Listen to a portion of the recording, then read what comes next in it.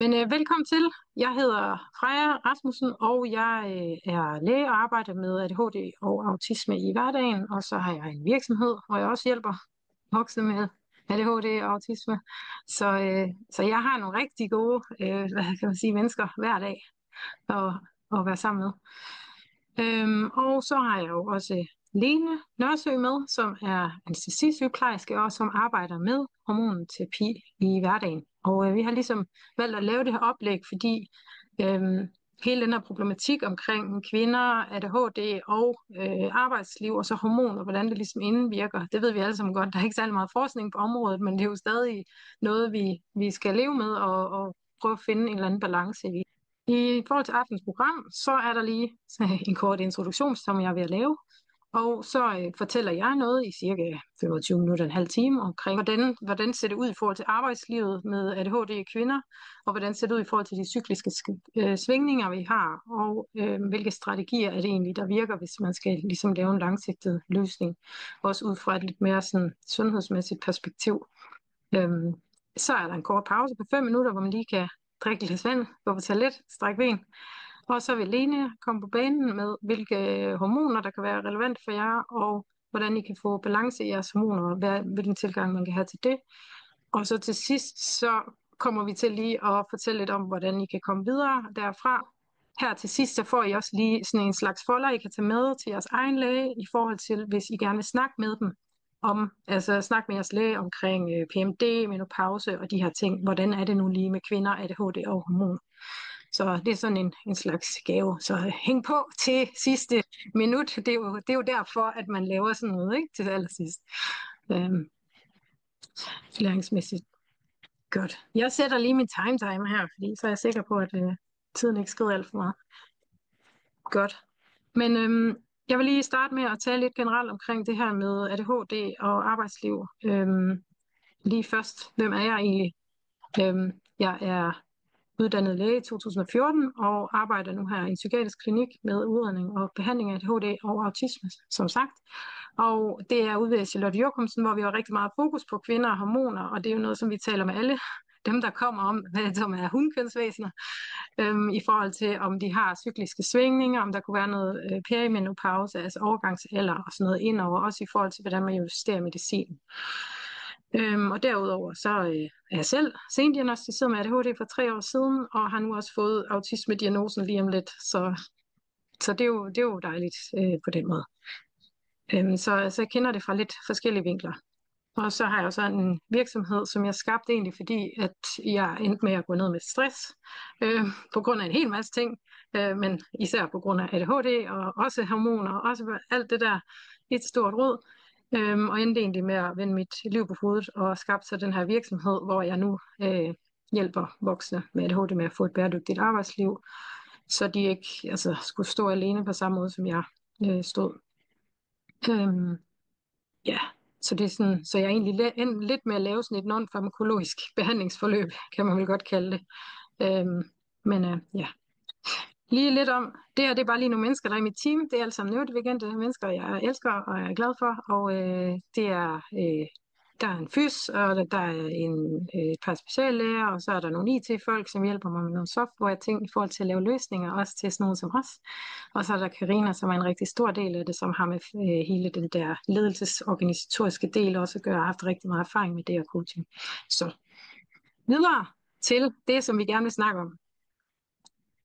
Så lige det, som jeg har tænkt at fortælle jer lidt om, det er, hvilke udfordringer kvinder med ADHD har i forhold til arbejdslivet, hvorfor det er svært at have energi både til job og familie, og hvordan du konkret kan tilpasse dit arbejdsliv efter dine hormoner, og hvorfor alt det, du måske har prøvet, ikke virker godt nok ud fra en faglig set tilgang, og så hvilken strategi du vil tage i forhold til at få et godt hverdags- og arbejdsliv på den lange bane. Først, så vil jeg rigtig gerne, hvis I vil være aktive i chatten, det er altid sjovere at holde oplæg, når folk er det, så jeg kunne godt lige tænke mig at spørge jer, hvad er egentlig jeres største udfordringer på arbejdet, eller jeres tidlige arbejde, i forhold til det her med at være kvinde? Kunne I ikke lige prøve at skrive lidt om det, altså nogle stikord i forhold til sådan, hvad har I synes, der var svært? Øhm, og jeg kigger lige her i chatten, mens at I skriver.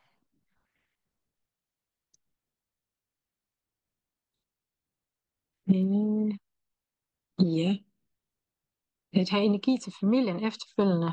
Restløshed. Ja, humørsvingninger. Svingende energi, energiforvaltning. Ja, energiforvaltning. Høj energi, meget tæt på, på et andet. Nå, øh, og at jeg er så direkte og nøgtern, som oftest kun accepteres fra mænd. For mange bolde i luften, kedelighed, koncentrationsbesvær, bange for ikke at gøre det godt nok. Ja, der er jo i hvert fald rigtig mange ting, som spiller ind, og det kan være lidt svært at skelne det fra hinanden, fordi der er sådan lidt en rodebunke. Så derfor så har jeg lidt prøvet at lave sådan en visuel model over, hvorfor er det egentlig, hvad er det egentlig, der kan være i spil, når man er kvinde, i forhold til hvis man, fordi tit så har vi det med at dele det rigtig meget op i bokse. Så her har vi lige jer, som er kvinden her i midten. Og det kan være, der er en del af jer herinde, der har ADHD, og nogle af de problematikker, man kan have i forhold til sit liv, men også i forhold til arbejdslivet, det er jo en hel masse ting, jeg kunne liste op herover. Og dem har I måske hørt før. Der er jo de her kernesymptomer ved ADHD, opmærksomhedsproblematikker i forhold til distraktioner, afbrydelser og sådan noget. Impulsivitet, hyperaktivitet, og det er tit sådan det der med, at det svinger mellem meget energi og ingen energi, så det er sådan tænd-sluk reguleringsmæssigt. Følelsesregulering, RSD-problematik og imposter-syndrom har de fleste rigtig meget af, og der er rigtig meget skyld og skam, og maskering bruger rigtig mange energi på, og kronisk træthed, det er nok også det, der går rigtig meget igennem. Det var træt. Og der er en hel masse andre ting også i forhold til det. Så er der søvn. Det har de fleste også problemer med, især når man så kommer også over i 40'erne, hvor hormonerne også begynder at drille, men de fleste med ADHD har også søvnproblemer.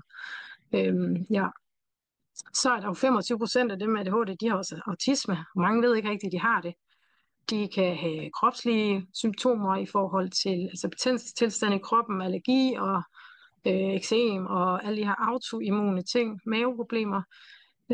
Så det kan også være, at man døjer med det. Så kan det være, at man har et krævende job, og der er det typisk sådan, at kvinder er sådan 100% på. Eller det vil sige, at de er jo nok egentlig 120% på, eller 160% på, og så når de kommer hjem, så er der ikke mere energi at tage af.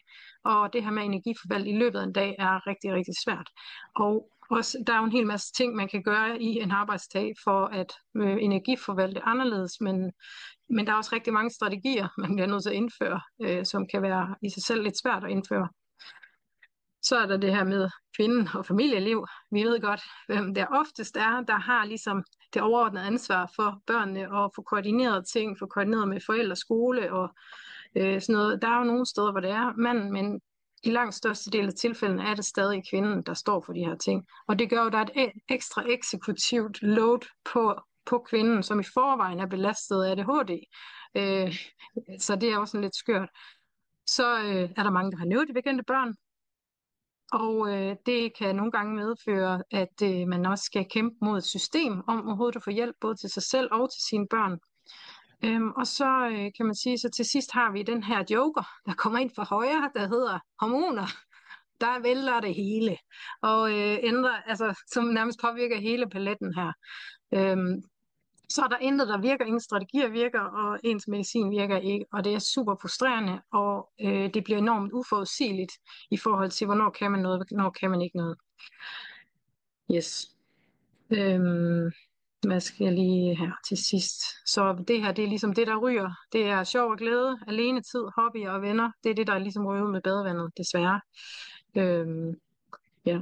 I forhold til det her med hormoner, der ved vi, at fra studier, at østrogen det påvirker dopamin. Så når man har lavt østrogen, så har man også lavt dopamin i hjernen, og det gør, at man får forværring i sine ADHD-symptomer. Det kommer Lene også lidt mere ind på. Men i forhold til de her skift, der kan være, når man har en menstruationscyklus, så kan det jo være en rigtig, rigtig stor udfordring, at man halvdelen af måneden har forværring i ADHD, og især hvis man ikke får reguleret sin medicin. Så er der selvfølgelig også overgangsalderen, hvor igen østrogenniveauet også falder, hvor man også ligesom får forværring i ADHD-symptomer, hvis man ikke er opmærksom på, at det også kan være på spil. Så der er ikke noget at sige til, man er lidt træt. Men når man så er sendiagnostiseret, så kommer der lige et par ekstra ting op i, og det er følgevirkningerne i at have levet med udiagnostiseret ADHD et helt liv. selvværdsproblemer, og RSD er oftest i overload af det her, der hedder rejection sensitivity dysphoria, hvor man kan få nogle meget kraftige følelsesreaktioner i forhold til afvisninger. Ja, og man har maskeret og kommenteret i rigtig mange år. Det vil sige, at der er ikke rigtig andre, der kan se, men nødvendigvis, hvad kan man sige, struggler særlig meget. Og det er lidt en udfordring, fordi så får man ikke den hjælp, man skulle have haft. Og folk ser heller ikke, hvor hårdt man egentlig arbejder for det hver dag, og har arbejdet hårdt for det hele sit liv. Men man er jo blevet rigtig god til at maskere og kompensere. På et eller andet tidspunkt, så er der rigtig mange, der vælter og ikke kan gøre det mere. Så, og den sidste ting, det er jo så kronisk stress, kan man sige. Og der kan man sige, det man også kan bruge kronisk stress til, det er at holde sig i gang. Så længe man kører på den der hyperarousal, så kan man godt blive i det trin, men så snart man så sætter sig ned, så falder man fuldstændig ned og er en slatten klud på sofaen. Er der nogen af jer, der kan genkende det her billede, altså i forhold til jeres liv, eller nogen I kender? Øh, det kunne jeg godt lige tænke mig at høre. Ja, oh yes, ja, fuldstændig. Okay, jamen det er lidt ja for filen, det hele. Yep. Ja tak, det hele. 100%. Okay. Jamen, okay, det render nok lige videre, at jeg så har ramt lidt rigtigt i forhold til, men jo ikke altid. Godt. Jeg kunne godt lige tænke mig at dele min historie om det, fordi at nogle gange kan det være meget rart at blive spejlet fra en personlig historie, og så kan man også bedre huske det. Så det gør jeg lige. Min korte historie, eller den er jo lang, men jeg vil prøve at gøre den kort. Det er på papiret, der havde jeg jo et rigtig velfungerende, jeg var jo velfungerende voksen, og jeg havde en god karriere, og jeg var ved at blive speciallæge i almen medicin. Jeg havde et godt CV, jeg havde børn. Det kørte bare, jeg klarede mig også rimelig godt længe, og vi havde også en landejendom og en hel masse høns og sådan noget. Men jeg kæmpede rigtig meget med rigtig, rigtig mange ting. Den ene ting, det var selvfølgelig det her svingning, at jeg forstod ikke rigtig, hvorfor nogle uger, der fungerede jeg slet ikke, og andre uger, der fungerede jeg godt. Og jeg var hyperoptimist, når jeg fungerede godt. Og alle mine ADHD-udfordringer, da jeg arbejdede på hospitalet, det var altid noget, der ikke handlede om at være læge. Det var sådan noget med, morgenerne, som var helt ustyrligt udfordrende. Det her med at komme op fra børnene afsted, få dem afleveret, der er så mange trin, og så nå på arbejde til tiden til et bestemt tidspunkt. Det var simpelthen så svært. Og så når jeg var på hospitalet, så skulle jeg jo selv styre min tid i forhold til patienterne. Det er lidt svært, når man er sidesblind, går i hyperfokus, glemmer altid, og ikke rigtig ved, hvor lang tid ting tager, og der var en hel masse uforudsigeligt. Så havde jeg også rigtig svært ved det sociale i forhold til, at jeg faktisk ikke er så god til at kende ansigter og navne. Så nogle gange blev jeg sådan kaldt ekstra distræt eller arrogant, fordi jeg ikke kunne huske, hvem folk var. Og jeg forstod ikke helt selv, så jeg prøvede bare ligesom at... Jeg havde fundet en måde, at jeg kunne tale til folk på, uden at nævne deres navne og sådan noget. Det ved jeg ikke, om I kender, det gør I sikkert.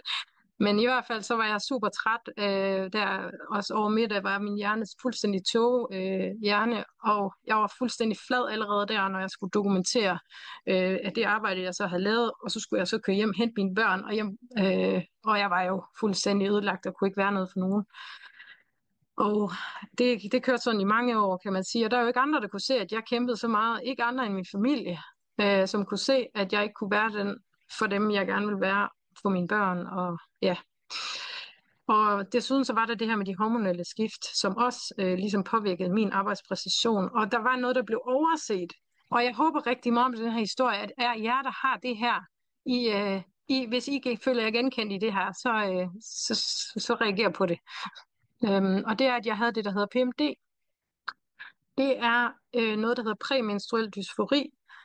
Det betyder, at man har basically en depression hver måned. Og det kan være ret voldsomt. Det er, hvad kan man sige, en meget, meget svær form for PMS, og det ses hyppigere hos voksne med ADHD. Det er omkring 3-8% af voksne med ADHD, som er langt højere end baggrundsbefolkningen. Og det er altså noget, man skal tage seriøst. Det er ikke bare sådan noget, man skal leve med. Det er virkelig svært at leve med. Der er mange, der får netop kortere lunte, bliver irritabel, nogen får angst, kan få mere angstanfald, bliver mere sensorisk, altså sådan sensibel, og nogen får også selvmordstanker, og det gjorde jeg faktisk også selv rigtig meget, og skulle virkelig cope med det, for ikke at gøre noget dumt i de der dage der. Og altså medicin, det virkede overhovedet ikke. Og når jeg så fik menstruation, så fik jeg det godt, og så kunne jeg jo bare, så kunne jeg det hele, og så skulle det nok gå fint, og jeg vil aldrig få det så dårligt igen, indtil næste måned, hvor det så startede forfra. Jeg kom i tanke om, når jeg for helvede. Øhm, så det var rigtig træls, at jeg ikke vidste, det var det, fordi det gjorde også, at jeg blev fejlbehandlet. Så blev jeg behandlet for depression, fordi egen læge så mig jo have det skidt i de dage, men så gik det jo over. Så altså, det er sådan, det er virkelig noget, man skal vide findes.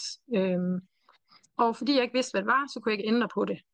Og jeg kunne godt lige tænke mig lige at høre, er der nogen af jer, der ved, I har PMD, eller tænker, I kan have det, efter I lige har hørt det her? PMD er bare ikke en rar følge, Svend. Hold nu op.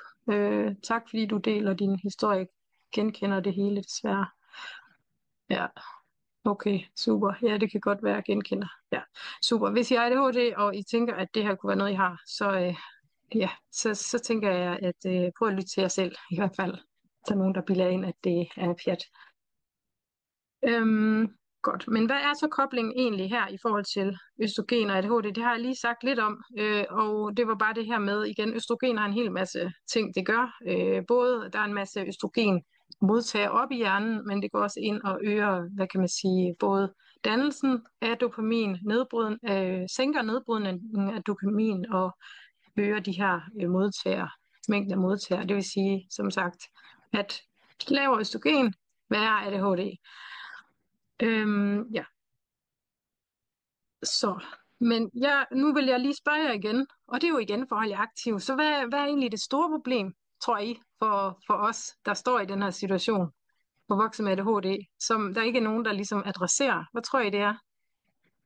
Hvis I skulle sådan pege på et sted, som var sådan en kæmpe, kæmpe udfordring. Fedt, Dorte. Okay. Nå, jeg giver jer bare lige svaret så. Men det er, at balancen er skæv. Altså hele vores livsbalance er skæv i forhold til udfordringer og styrker. Vi har en hel masse styrker herover, empati, energi, og vi er idérige og super effektive til tider og kreative og sådan nogle ting. Men udfordringerne, de fylder bare det hele herover, fordi det er så massivt. Så derfor kan styrkerne jo ikke komme i spil.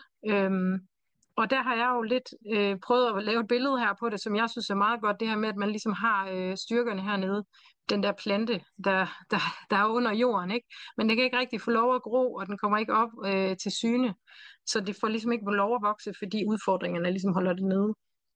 Og det kan bare gøre, at man føler sig fuldstændig fanget i en umulig situation, fordi hvor skal man overhovedet starte? Men styrkerne ligger dernede, og de kan godt komme i spil. Det kræver bare lige, at vi får fjernet nogle af de her udfordringer og blokeringer, så vi kan få tippet den her balance og få det til at se sådan her ud. Det kunne jo være fedt, ikke også? Så det kan begynde at ligesom, så alle styrkerne kan komme op til overfladen, og få lov at vokse sig større og sådan nogle ting. Og det kan jo virke vældig simpelt. Så tænker man, nå jamen selvfølgelig, det gør vi da bare lige. Men, og jeg kunne godt tænke mig at høre, hvad har I egentlig gjort i forhold til at trives i jeres arbejdsliv, helt lavpraktisk? Fordi jeg er helt sikker på, at I har gjort noget.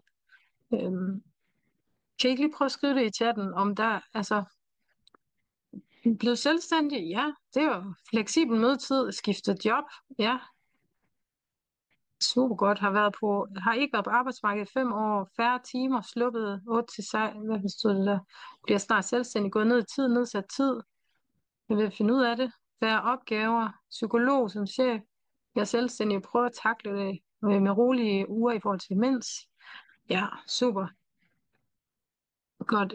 Jeg vil godt lige prøve at dele lidt omkring, hvilke ting jeg har fået at vide, at jeg bare skulle gøre. Det ene, det var, at jeg skulle bare have noget psykoedukation, fik jeg at vide. Men altså, viden har bare aldrig ændret noget for mig, desværre. Fordi jeg kunne ikke omsætte den viden til handling, fordi hvordan gør man det egentlig? Det er helt lavpraktisk.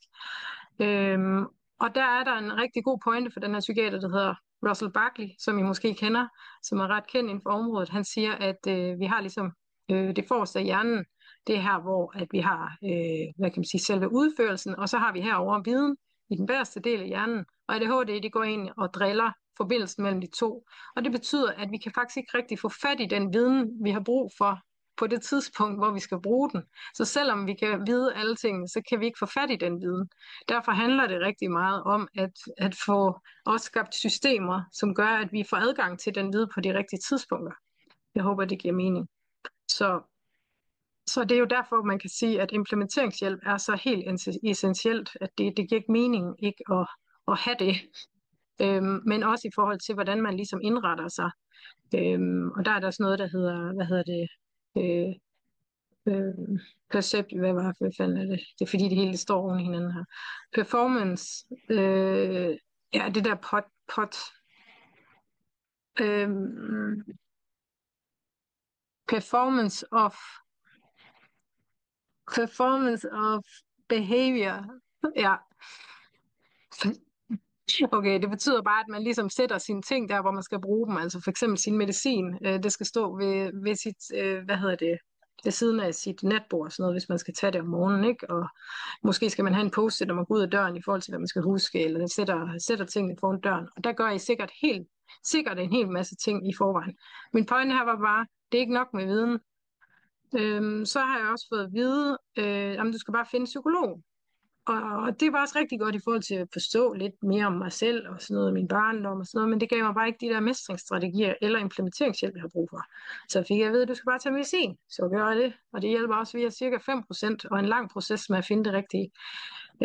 Der har man så lige lidt overset det her med PMDD, altså det her med mine hormonelle ting, så der skulle jeg jo så også have medicin for det.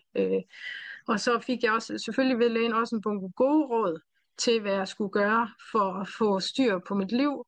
Og det var sådan noget med forstyr på hormoner, forstyr på ADHD-medicin, for sovet, planlæg, struktur, energiforvaltning, følelsesregulering, støttemuligheder, bevæg dig, spis varieret, og alt det der. Og jeg ved ikke, for mig er de der råd, jeg er så træt af gode råd, det er helt vanvittigt. Er der nogen af jer, der har det sådan lidt sådan der, har du prøvet at bruge en kalender? Ja, det har jeg prøvet. Jeg har prøvet 7.000 kalendersystemet, altså, og det virker ikke. Fordi problemet er ikke kalenderen, problemet er hele, hvordan man overhovedet lærer at prioritere som neurodivergent, når alt er vigtigt. Altså, og hester. Godt. Så det var bare lige lidt om de der ting. Ja, så, så har jeg også fået at vide, jamen du skal bare finde en god coach, jo. Men coaching hjælper bare ikke alene. Hvis du ikke har psykoedukation, altså du ikke har den viden, der skal bruges, så når du ikke har coaching, så virker det ikke længere. Og problemet med det er lidt, at det er lidt en jungle. Det er svært at finde dem med kompetencerne, og der er ofte ikke altså en helhedsstrategi til, hvordan kommer du egentlig fra A til B? Hvordan får du et godt liv? Fordi der er så mange brikker, der skal være i spil. Og det er noget af det, jeg synes, der er lidt udfordring i forhold til hele det med ADHD-coaching. Fordi det er en rigtig god strategi, fordi skill-based learning er det, der virker. Men hvis det ikke er puttet ind i det rigtige framework, så kan jeg have svært ved at se, altså, at det er super gavnligt. Jeg har i hvert fald selv en virksomhedscoach, hvor det er en udfordring. Så derfor så, altså hvor hele frameworket ikke er helt så godt bygget op, og der har jeg også oplevet, hvordan er det så, når der er et framework. Så er der det her med ens ledere, måske kan de hjælpe mig. Måske de skal jo bare hjælpe mig med justeringer på arbejdet. Men hvis du ikke har styr på din egen søvnhed, og du ikke kan kommunikere dine egne behov ud, så har din leder altså bare ikke en chance, uanset hvor meget neuroinklusion vi prøver at indføre. Så hvad så? Det var lidt deprimerende måske, men det er ikke nødvendigvis deprimerende. Men jeg har bare fundet ud af, at man bliver nødt til at have en helhedsorienteret løsning, altså en 360-graders løsning, hvor man kombinerer biologi, psykoedukation, medicin, tilpasning af arbejdsliv og hjælp til implementering. Alle de her ting skal kombineres, og selvforståelse og spejling. Fordi så kan man rent faktisk få ændret altså alle de her forskellige aspekter, der er et stort rod. Øhm, Ja, lige lidt tilbage om, hvad jeg gjorde dengang. Fordi jeg havde jo ikke nogen, altså, der kunne hjælpe mig. Jeg var bare lidt overladt til mig selv der. Så det jeg gjorde, det var, fordi at jeg jo er læge, så læste jeg op for alle de evidens og alle de studier, jeg kunne finde. Og så fik jeg også hjælp til implementering. Jeg bodydoublede med en hver dag, Marie, og så læste jeg en hel masse op. Og i forhold til hormonsvingninger, der gik jeg hen til en læge og sagde, jeg har PMD, jeg har tracket min cyklus, jeg vil gerne have behandling, fordi psykiatrien vil ikke tage ansvar, og nu, der var ikke rigtig nogen, der ligesom ville tage ansvar for de her ting med hormonerne. Så fik jeg desværre, så fik jeg p-piller, så fik jeg lidt en blodprop, det var ikke så fedt, så blev jeg nødt til at få skiftbehandling til noget andet, som ikke virker helt så godt, men det har helt klart været en kæmpe hjælp at vide, at jeg har det sådan, at jeg hver måned kan indrette mit liv efter det, og jeg justerer også min medicin efter det. Ja, Og så har jeg selvfølgelig ændret mit arbejdsliv fuldstændig på hovedet, så det virker til min hjerne, og indført de strategier, der skal til, for at jeg har et godt liv, og undgå at blive stresset. Så det, ja. Og i forhold til hormoner, der er så ligesom kommet frem til de her råd, fordi nogle gange så vil man gerne have nogle råd, og jeg er helt med på, at vi gider ikke give råd, men nu får jeg mig alligevel lige i forhold til det her med cyklus. Så i forhold til, hvad I kunne gå hjem og gøre nu her, det er, hvordan I kan prøve at tilpasse jeres arbejdsliv i forhold til jeres hormoner. Det første, I kunne gøre, det var at track jeres cyklus og planlægge faser. Så prøv at undgå at skulle have en hel masse samtaler, lige når I har PMD-perioden, når I har fundet ud af, hvornår den er, hvis I kan finde et mønster. Lad være med at have samtaler med chefen. Der er en del, der kommer til at sige op lige der, eller råbe deres chef. Det er ikke så heldigt. Ja, altså man kan godt planlægge sig ud af, at man prøver at måske have noget hjemmearbejde og sådan nogle ting. Men det kræver også, at man har en god chef, kan man sige. Så er der brug på pause aktivt ved lav energi. Ja, justere arbejdsmiljøet. Bed om hjælp. Det er nok et af de bedste råd, man kan give sig selv. Det er rent faktisk at modtage hjælp. Bed om modtage hjælp, og så vil jeg nok også have tænkt, at det kunne have været en god idé for mig i hvert fald at få en paragraf 56-aftale, hvis man har svær PMD, så man kan tage en sygedag, når det er, uden at have helt vildt dårlig samvittighed og slå sig selv i hovedet. Og så få talt med din egen læge omkring det. Ja. Men altså min pointe her er bare sådan ligesom, jeg har bare fundet ud af, at altså, man kan gøre rigtig mange ting, men man har bare ligesom brug for den der helhedsløsning, og det er jo derfor, jeg så har skabt den her løsning, som er en del af mit forløb, men I kan også gå i gang med det selv, hvis I vil. Det bygger på, det er skill-based learning. Det betyder, altså det er implementeringshjælp, det er ret vigtigt, at man inkorporerer det, fordi ellers er det rigtig, rigtig svært. Så derfor bygger det ligesom på det.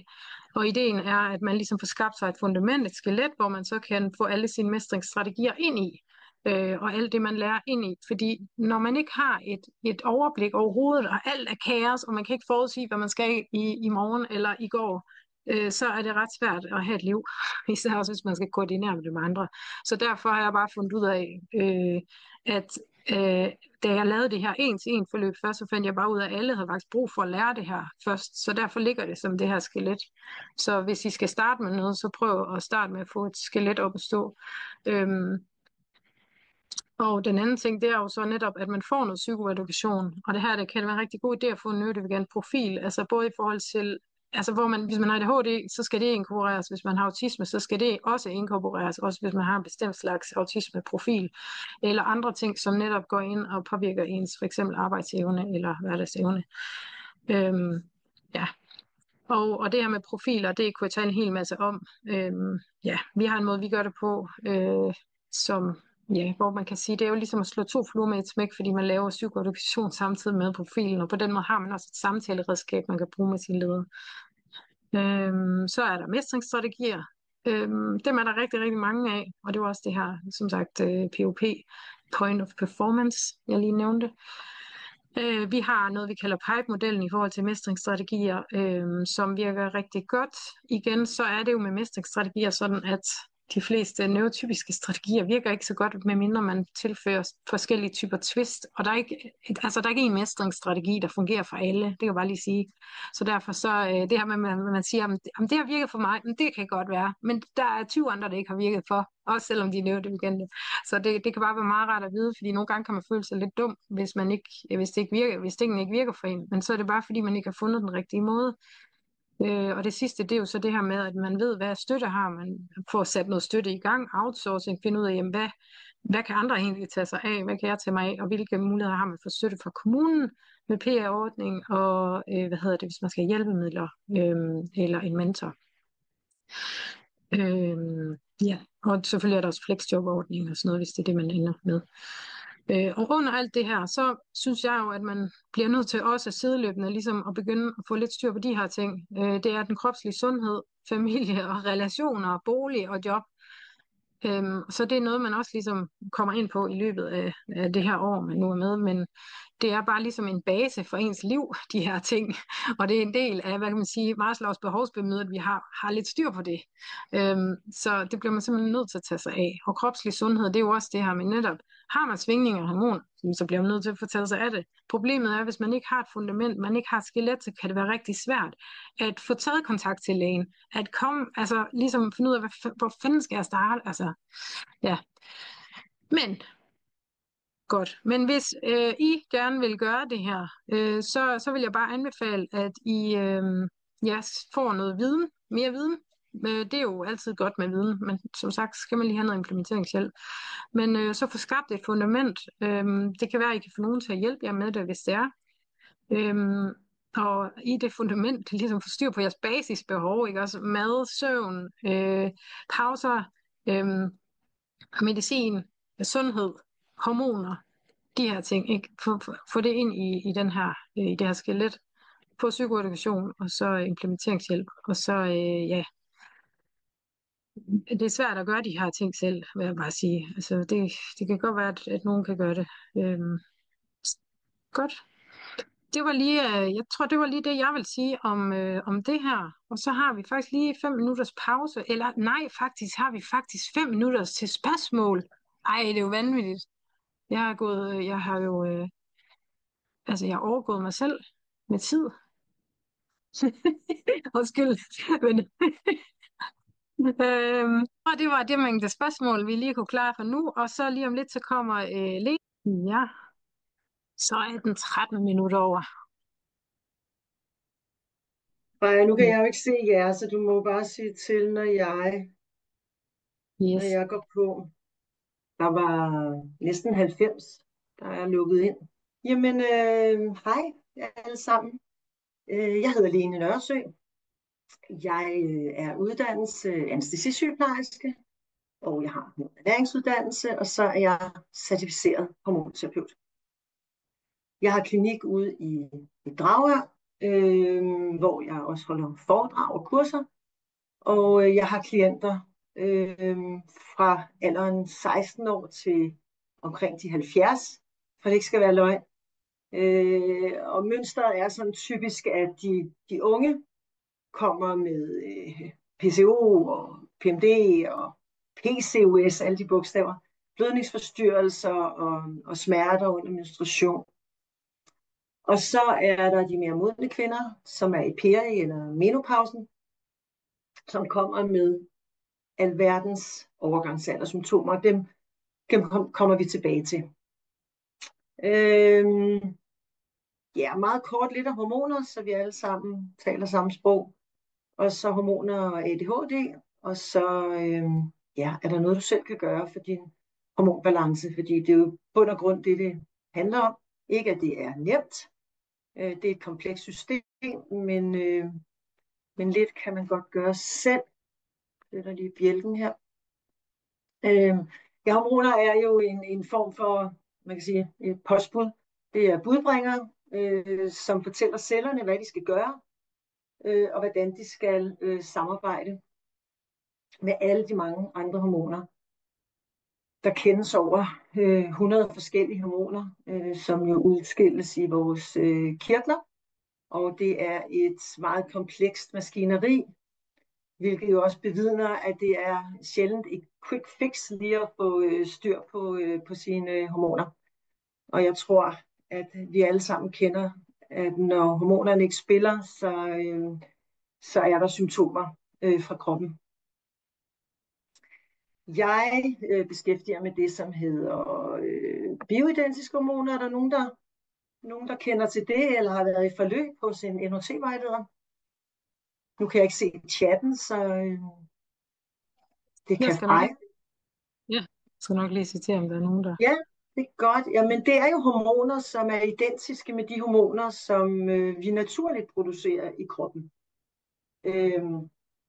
Det betyder, at de er 100% identisk med det, vi selv laver, og man kan give kroppen det, den danner mindre af, eller ligesom har mistet undervejs. Og det er ligesom mit speciale. Det er primært progesteron, som vi kommer til om lidt. Og så arbejder jeg med østriol, som er et østrogen. Hvis man nu kigger på denne her, på det, der hedder steroidhormoner, det hedder det, fordi at de her kønshormoner, de er primært produceret fra kolesterol. Og så kan I se progesteron med rødt i midten, som også danner vores stresshormon, kortisol. Og progesteron er også moderhormonet til vores østrogener. I folkemunde, ja, også som læger og sygeplejerske, siger vi østrogen, og når en læge siger østrogen, så mener de østradiol som oftest. Men der er 3 østrogener. Vi måler på de 2 af dem. Når mine klienter får lavet en hormontest, så måler vi på progesteron, kortisol, de 2 østrogener og de 2 androgener, altså de 2 mandlige kønshormoner. Det, der hedder DHEA, og det, der hedder testosteron. Og progesteron, det er jo ikke nødvendigvis noget, som et hormon alle har hørt om, fordi vi jo primært snakker om stresshormoner, og så snakker vi om østrogen. Men progesteron er sådan et feel-good-hormon, og det er kønsneutralt. Kvinder og mænd danner jo samme slags hormoner, bare i forskellige doseringer. Det dannes primært ved ægløsning. Når der er en ægløsning, så boostes kroppen med progesteron. Der dannes også lidt, altså når man er gået i overgangsalder og ikke har flere æg tilbage, så danner vi lidt i binyrerne, og vi danner også i nervevæv. Har man lidt meget på kroppen, så danner man også i fedtvæv. Og det jo handler om, det er, at primært at progesteron skal ligesom afbalancere østradiol. De er på en eller anden måde hinandens venner. Det ser vi om lidt på en kurve, jeg lige kan vise jer. Men når vi springer ægløsninger over, hvilket allerede kan ske i 30-årsalderen, midt 30, slut 30-årsalderen, det er også der, det bliver lidt sværere at blive gravid. Når vi begynder, man godt bløde alligevel, det er der mange, der ikke tror, man kan godt menstruere, selvom man ikke har haft en ægløsning. Så når vi begynder at springe ægløsninger over, og når vi ikke har flere æg tilbage, jamen så har vi jo langt mindre progesteron i kroppen. Så sker der også det ved langvarig stress. Altså jeg tænker ikke på, at man skal nå noget om en måned, men sådan en slidsom langvarig stress, der vil kroppen altid vælge at tage progesteronet til at danne kortisol. Kortisol, det er sådan vores flugthormon, vores overlevelseshormon. Så er kroppen faktisk rimelig ligeglad med forplantningshormonerne. Så der kan man også godt komme i et lavt niveau af progesteron. Var der nogen, der svarede på, om de kendte til bioidentiske hormoner? Ja, der var 2, der går i forløb af dig, og så var der nogle andre, der sagde nej. Så det er der nok ikke så mange, der har ved så meget. Nej, spændende. Ja, her har vi det, som vil være den mest perfekte cyklus. Det er ikke alle forundt, men så ser den sådan her ud, cirka 28 dage. Det blå, det er østrogen, og den røde er progesteron. Og de skal afbalancere hinanden. Det vil sige, at østrogen stiger op til ægløsning, og så, når der kommer ægløsning, så stiger progesteronen, og på den måde, så skal de ligesom balancere sammen. Det handler ikke nødvendigvis om, hvordan du eventuelt ligger på et enkelt hormon, men det er balancen imellem hormonerne, som har den store betydning.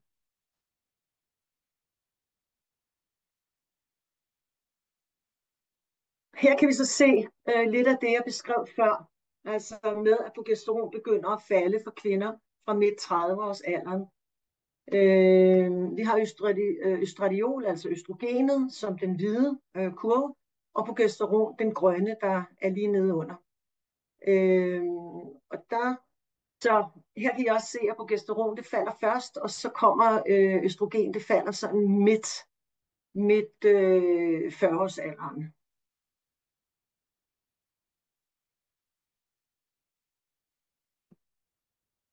Skulle lige se, om jeg har fået det hele med. Nå, ja, nu ved jeg godt, hvad det var, jeg lige var ved at glemme. Når vi arbejder med for eksempel progesteron, så arbejder vi med hormoncremer og ikke tabletter. Ikke at der er noget galt i, at man får bioidentisk progesteron som tablet. Der er heldigvis flere og flere gynækologer, der er begyndt at udskrive bioidentisk progesteron. Det synes jeg er meget, meget velkommen. Det hedder Utrogestan som tablet. Vi arbejder bedre med cremerne, fordi det er mere styrbart. Optageligheden er større, når man smører en hormoncreme på for eksempel sit håndled. Så ved jeg, hvis jeg har ligesom ordineret 20 mg progesteron, så ved jeg også, at det er det, klienten får. Det er lidt sværere at vide, hvor meget den enkelte får, når vi indtager med tabletter, fordi de skal passere mavetarmsystemet og leveren, og vi ved ikke, om der er noget, der bliver omdannet til andre stoffer, og hvor meget af det aktive stof, der er. Derfor er utrogestan dosis også ret høj, den er på 100 mg.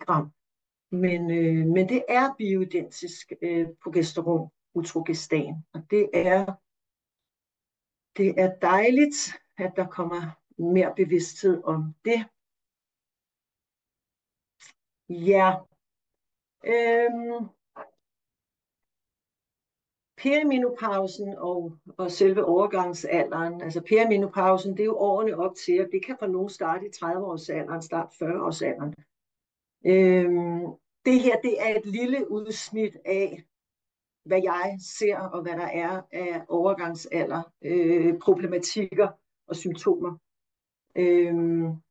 Det kan være, der kommer en klient med et symptom, men hvis det symptom er, at man ikke sover for eksempel, så vil der komme flere symptomer til, som en massiv træthed og tristhed og ængstelighed med tiden. Så et symptom kan være voldsomt nok, men jeg har klienter, der har 20-25 symptomer, når de kommer, og nærmest ikke kan hænge sammen. Det er cirka 80% af kvinder, som har overgangsaldersymptomer. De sidste 20% påstår i hvert fald, at de ikke har det, og det må da være vidunderligt. Men jeg vil sige, at de her kvinder, jeg møder, de fleste af dem har haft symptomer i lang tid, og de har virkelig prøvet mange ting. De har prøvet kosttilskud, og måske også hormoner, og forskellige motionstiltag, og har rigtig svært ved at få det bedre. Og så ved man, at kvinder i perimenopausen, altså cirka 70%, er mere tilbøjelige til at få ordineret angstdæmpende medicin og antidepressiv medicin i deres overgangsalder. Ja.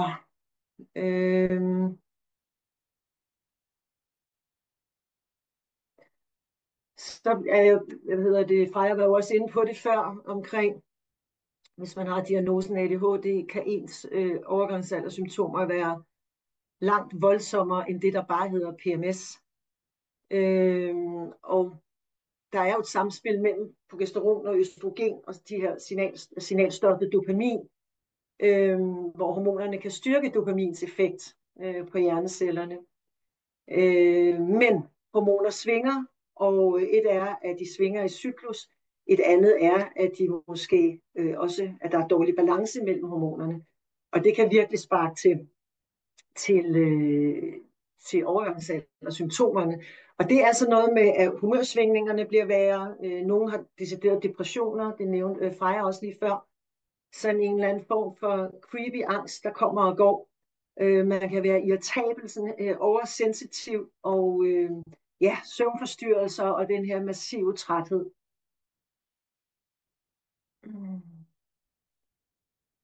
Ja, og så er det jo ikke alle med ADHD, som oplever, at brug af østrogen og progesteron og diverse ting er nok til at forbedre deres menopausale symptomer.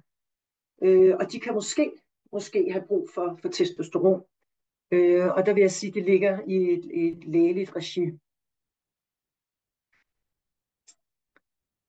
Ja. hvad kan man så selv finde på at gøre? Man har sikkert prøvet alt muligt allerede. Er det din bjælke igen? Øhm, oh, sorry. Der. Og det er jo lidt ligesom Freja også havde op at køre lige før med alt det, de gode råd, man får, og alt det, man skal gøre for at få det bedre. Og man søger jo hjælp, når man virkelig er i underskud. Så det er så nemt at sige, at man skal bare lige håndtere sin stress, og man skal også bare lige sove bedre. Men det er jo bare viden, jeg giver videre, og det er jo, at når vi ikke får sovet, så påvirker vi vores stresshormoner, stresshormonet påvirker kønshormonerne, og når vi har stress, jamen så er det jo det samme, så påvirker vi igen, at vi får sænket progesteron, og de andre hormoner kommer i forkert balance.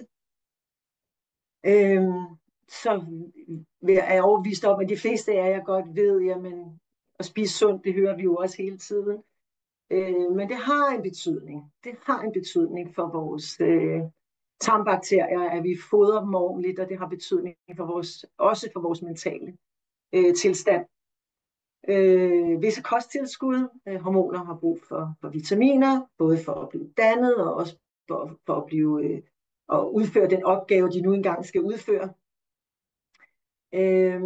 Hormonforstyrrende stoffer, det har jeg lige en slide om lidt, og så kan det være, at man måske også skal ty til hormoner, hvis man ikke rigtig kan komme i mål. Det var det med forbindelse mellem hjerne og tarm. Det er jo en interessant område, som udvikles hele tiden. Men det betyder virkelig noget for vores mentale sundhed, hvordan vi spiser, hvad vi indtager, fordi det påvirker vores tarmflora. Så, og nu er det ikke for at ødelægge den gode stemning, fordi der er hormonforstyrrende stoffer i alt. Og tag det, I kan bruge, lad resten falde på gulvet, men det er bare, synes jeg, ret uhyggeligt, at vi bare propper hormonforstyrrende stoffer ind i nærmest alt i vores liv. Men vi ved i hvert fald, hvis vi ikke spiser økologisk, at der kan være hormonforstyrrende stoffer i. Det kan der også være i visse vitaminer, hvis man ikke er kritisk med de vitaminer, man køber.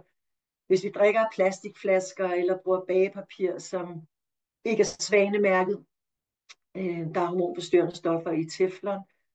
Bind og tamponer, medmindre man køber nogle økologiske, er bleget med klor. Den kommer fra dioxin. Der vil jeg sige, at menstruationskoppen, hvis nogen ikke har prøvet den, som er lavet af silikone og kan genbruges, den er jo ret fantastisk, og den giver ikke noget hormonforstyrrelse i kroppen. Så kan man måske kigge lidt på parfumer, make-up og shampoo og så videre, om der er noget, man kunne skifte ud til noget uden hormonforstyrrende stoffer i. Opbevare sin mad måske i nogle glasbeholdere.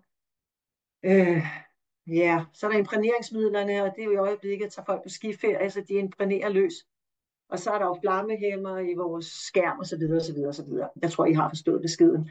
Men der er noget, vi selv kan gøre noget ved, og det har virkelig en betydning for vores hormoner.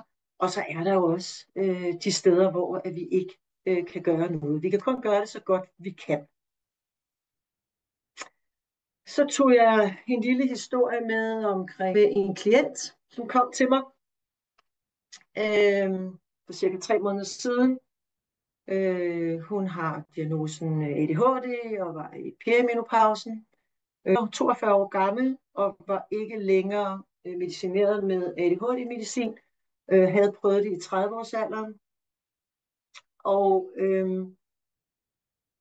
hun kom med sådan en stressfølelse, som hun sagde, det var sådan en dirrende følelse, at selvom hendes hjemmeliv var godt, og hun var glad for sit arbejde, og kunne ikke forstå den der følelse af, at det dirrede indvendigt i hendes krop, og hun kunne ikke få ro på systemet. Og hun var modløs og trist, og så elendigt, havde koncentrations- og hukommelsesproblemer, hvilket var et stort problem for arbejdspladsen. Hun havde smerter i led og muskler, og den er også klassisk. Altså, der er kvinder, som har så vanvittigt ondt i deres knæ og deres albuer, at de heller ikke kan træne og dyrke den motion, de plejer at dyrke. Hun havde 10-12 dage om måneden, hvor hun bare havde det ganske forfærdeligt. øh, og havde uregelmæssig og kraftig menstruation. Hun fik lavet en hormontest selvfølgelig. Jeg vejleder ikke i hormoner, uden at jeg har også nogle tal på, hvordan hormonerne ligger. Selvfølgelig sammenholdt med de symptomer, klienten må have. Og vi kiggede på vitaminer og mineraler, og efter 3 måneder var hun i første opfølgning. Mine klienter har 2 opfølgninger. Der var hun i første opfølgning. Søvnen var bedre. Ikke at hun sov sådan 8 timer igennem, men den var langt bedre. Smerter i led og muskler er ikke svært at behandle. Det er progesteron, der hjælper på det. PMS var reduceret markant, hvilket jo øgede hendes livskvalitet altså virkelig meget. Det var også svært. For hendes mand fortalte hun med de der 10-12 dage om måneden, hvor hun ikke rigtig var sig selv. Hun havde en større ro. Hun var stadig udfordret på sin koncentration, men følte, at den var i bedring. Så det var en god dag på kontoret. Ja, når man tager den her test, jeg lige nævnte før, og med de her 6 forskellige stivhedshormoner, altså kønshormoner, så er det forskelligt, om man stadig menstruerer, eller man ikke menstruerer. Når man menstruerer regelmæssigt, skal det siges, så tager man testen på 19. til 21. dagen i cyklus. Og første dag i en cyklus, det er første dag, man bløder. Har man uregelmæssig blødning, så får man vejledning i, hvornår man så tager den. Og er man stoppet med at menstruere, så er det en vilkårlig dag. Man kan tage den her test. Den bliver analyseret på et tysk laboratorium, som jeg samarbejder med, og så går der cirka små 2 uger, så har vi svar. Så hvordan ser sådan et forløb ud hos mig? Jamen, man har mulighed for, og det har I selvfølgelig alle sammen, at få en gratis afklarende samtale. Man kan gå ind på min hjemmeside, som hedder Hormonharmoni, og der kan man bare sende en kontaktformular, så ved jeg, at jeg må ringe jer op. Hvis man så gerne vil gå videre, så sender jeg et testkit, som bliver analyseret, som sagt, i Tyskland, og så skal man fylde et spørgeskema, så jeg ved, hvad er det, man går og slås med. Tager man medicin? Tager man kosttilskud? Ja, en masse spørgsmål omkring cyklus, hvis der er det. Og så har man sin første konsultation på 1 time. Og når man har haft den, så får man en personlig plan tilsendt. Og så har man i den her pakke, man har købt, der har man 2 gange 30 minutters opfølgning. Det ligger lidt ude hos klienten, hvornår at man har brug for den. Og så er der selvfølgelig mail support. Hvis nogen er nysgerrige på bioidentiske hormoner og forskningen bag det, der er 80 års forskning, der ligger bag i bogen Naturlig Hormonterapi, der linker til forskning, og ellers kan man gå ind på PubMed og finde rigtig meget af det. Men først og fremmest så er der min hjemmeside, jeg har en Facebook-side, Instagram-side, så er der Annette Paulin, som har skrevet de her 2 bøger. Det er også Annette Paulin, der har Center for Naturlig Hormonterapi, hvor jeg er uddannet. Og jeg vil sige, at naturlig hormonterapi, den kan lånes på biblioteket, og det kan de begge 2. Jeg synes, det er en god opslagsbog. Jeg synes, den er lidt tung fagligt, hvis man sådan tænker, man skal læse den fra A til Z. Men at have den som opslagsbog, læse lidt om sine egne symptomer og hormoner, synes jeg, den giver et virkelig godt indblik i. Så nu vil jeg bare lige, fordi det, som mig og Lene har talt om, det var, hvordan kan vi lave ligesom noget helhedsorienteret i forhold til sådan nogen som jer. Så derfor vil vi bare lige bruge 5 minutter på at fortælle om, hvad det er, vi kan tilbyde jer, og hvordan I kan få fat i os og sådan noget. Og hvis I tænker, at det ikke er relevant for jer, I bare gerne vil blive lige til, spørgsmål og svar, så kan I bare lige, det ved jeg ikke, drikke et glas vand i 5 minutter og vende tilbage. Bare så I skal ikke følge jer tvangsindlagt til at gøre det, men ellers så vil vi meget gerne lige fortælle om, hvordan I kan få hjælp. Men det vi ligesom har gjort, det er at prøve at lave sådan vi har en 360 graders indstilling til tingene, fordi vi tror ikke på quick fixes, fordi det kan man få alle mulige andre steder. Vi tror på, at det er et langvarig løsning, der er det, der gør, at man rykker sig, og det er også det, vi ser. Så det vi tilbyder, det er en samlet løsning i forhold til ADHD, arbejdsliv, hverdagsliv og så hormonel balance. Og det er jo lavet ud fra de her evidensbaserede metoder, vi ligesom går op i og læser op på. Så det vi vil tilbyde jer, det er, at I kan booke en samtale i dag, eller bare få en kop gratis kaffe med os, og så kan vi tale om, hvad det er, der giver mening for jer. Det kan være, at det ikke giver mening, og det kan også være, at kun en af delene giver mening for jer, og det er rigtig fint.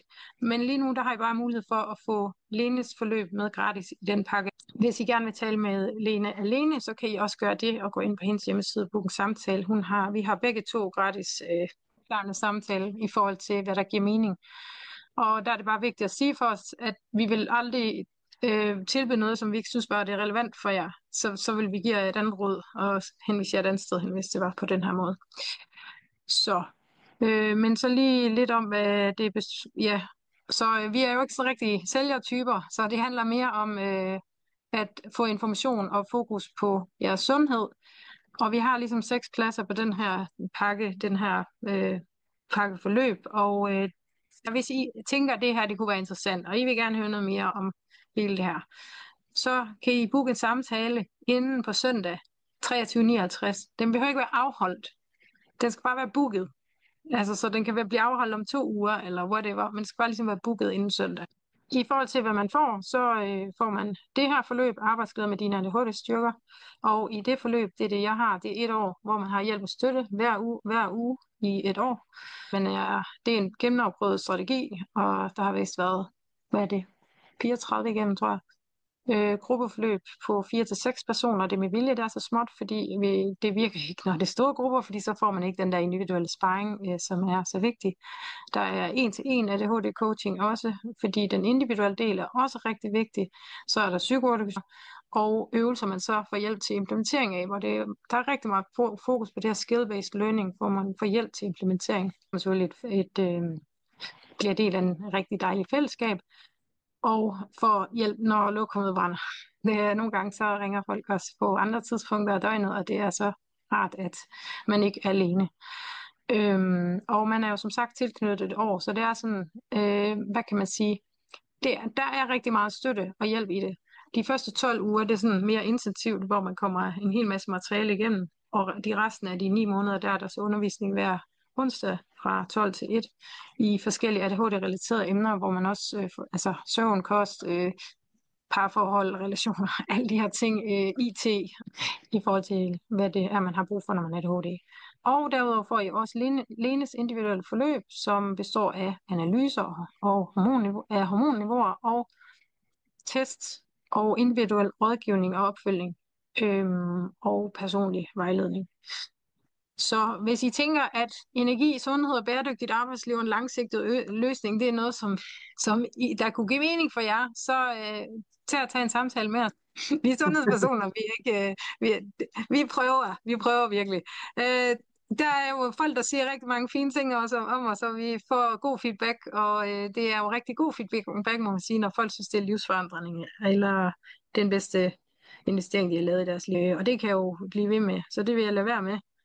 Og her til sidst vil jeg jo bare lige give jer den der gave, eller hvad man nu skal kalde det. Jeg ved ikke, om det er en gave, men det er i hvert fald det her, som jeg tænker, I kan tage med til jeres læge, hvis det er, at I kan også selv læse mere om det her. Men der er ligesom nogle forskellige ting, I kan tage med, og det ene, det er PMD. Hvis man har PMD, så er der en rigtig god artikel her, som egen læge respekterer, fordi det er skrevet i vores tidsskrift. Den udleverer vi altid, klinikken. Og så er der her noget meget godt, altså noget information, som er relevant for jer. Menopause i forhold til netop hormoner, ADHD, menopause, hvad ved vi egentlig, og hvad mangler vi viden omkring? Så er der nogle tips til, hvad du kan gøre på arbejdet i forhold til din cyklus. Og så er der hernede en guide til lægen, den her over, og den her vil jeg bare anbefale, hvis man skal tale med sin egen læge om det, så kan man ligesom tage den her med og sige, jamen der er altså det her med ADHD og hormoner, det er altså ikke bare noget, jeg finder på. Så det kan nogle gange være en hjælp, at man ligesom har noget, så man ikke står alene med den her. Jeg har hørt, at så den kan jeg lige Ja, jeg ved ikke lige, jeg lægger den ud i tråden til jer under eventet, så kan I få den der ude i nogle links. Øhm, og så vil jeg også bare anbefale både Lottas bog og Charlotte Jokumsens bog Kvinder og ADHD som kvinde. Der skal jeg lige have det billede ind også. De er i hvert fald rigtig gode, begge de bøger. Godt, men rigtig god aften og sådan noget. Og jeg håber, vi ses på et tidspunkt. Det er godt. Hej. Tak for Øh, nu. tak for nu.